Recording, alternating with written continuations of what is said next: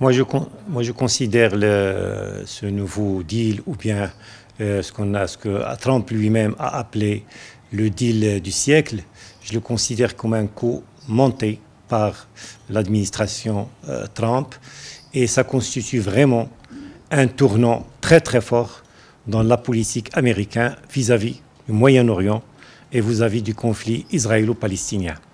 Aujourd'hui, avec la position de Trump, c'est un vrai tournant parce que le président Trump a abandonné tous les autres spécialistes de la région pour avoir une vue stratégique sur le règlement de l'avenir. Il s'est attaché aux positions des purs sionistes et les positions des gens qui ne sont même pas de compétences dans le domaine du Moyen-Orient. Par exemple, Denis Ross, qui a pris le dossier entre ses mains au début, c'est quelqu'un qui n'a pas de connaissance de ce qui se passe au Moyen-Orient. Il avait des connaissances sur la Russie, sur l'Asie, etc. Mais le Moyen-Orient, pour lui, il est très très loin. Et en plus de ça, il a ajouté son beau-fils Kishner, qui est son gendre, Kishner, qui est un sioniste, on le sait. C'est un juif qui est marié à la fille de Trump et qui est rentré en collaboration dans ce domaine avec l'ambassadeur actuel de Washington en Israël. C'est un monsieur aussi qui est sioniste pur. Et ils ont commencé à proposer ce qu'on appelle le marché du siècle ou le deal du siècle. Ce deal du siècle, moi personnellement, je le vois comme un vrai commenté pour casser les Palestiniens et créer une confrontation entre les Palestiniens et les peuples arabes et les États arabes. Et ce qui a été fait, parce que le sens du projet, c'est quoi? C'est-à-dire que les Palestiniens doivent abandonner tout, mais en contrepartie, ils vont avoir des privilèges économiques. Alors c'est pour cela qu'on a constaté que la première des choses qui a été décidée, c'est d'organiser une conférence économique au Manama, au Bahreïn, qui est un allié incontournable des États-Unis, pour voir la pacification. Mais je constate personnellement que cette conférence a été un échec total, parce que le nombre des pays qui ont participé était très réduit. Et en plus de ça, la représentation était à un niveau inférieur de tout ce que le monde attend. Alors, constatant cette situation, quel est l'avenir de ce projet? Moi, je pense que cet avenir, les Israéliens, ils sont en train de le tracer sur le terrain. Plus de colonies, plus de démolition des habitants des Palestiniens, plus même de jugement de la Cour suprême israélienne pour appuyer cette position d'Israël. Et je pense que sur ça, moi, je ne vois pas de solidarité entre les pays arabes, de la Ligue arabe, ni les pays musulmans dans le cadre de l'OCI. Malheureusement, cette division entre les pays arabes risque d'avoir des conséquences néfastes et très négatives sur ce sujet du règlement de la question palestinienne.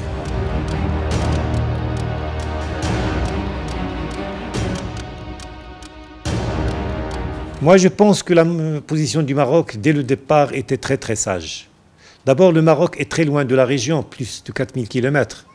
Mais en plus de ça, le Maroc avait dans son histoire, dans son agenda, qu'il avait joué un rôle déterminant dans toutes les conférences islamiques et arabes.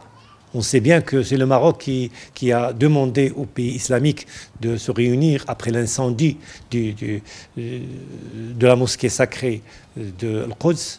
Et après cette réunion, toute une conférence qui a été réunie à Rabat et la création de l'organisation de la conférence islamique qui est devenue aujourd'hui coopération islamique. C'est une organisation qui est la deuxième après les Nations Unies.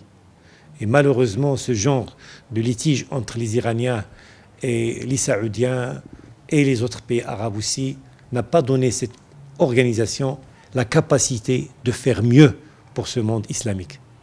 Le Maroc aussi a connu, dans les années 60-70, la reconnaissance de l'OLP comme représentant unique du peuple palestinien.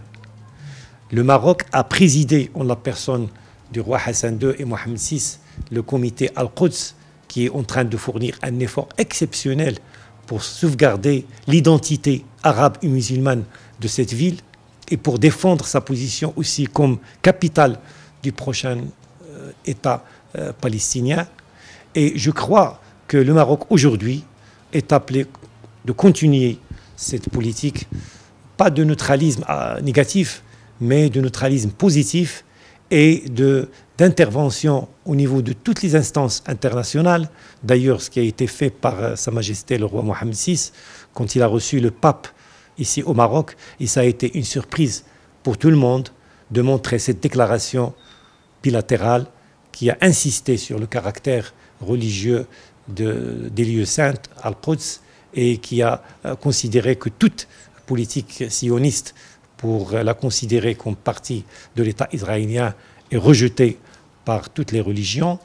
Et aussi la position qui a été prise avec le roi de la Jordanie, quand il a visité Rabat, et quand ils ont rendu un communiqué commun qui était très très fort par rapport à cette question.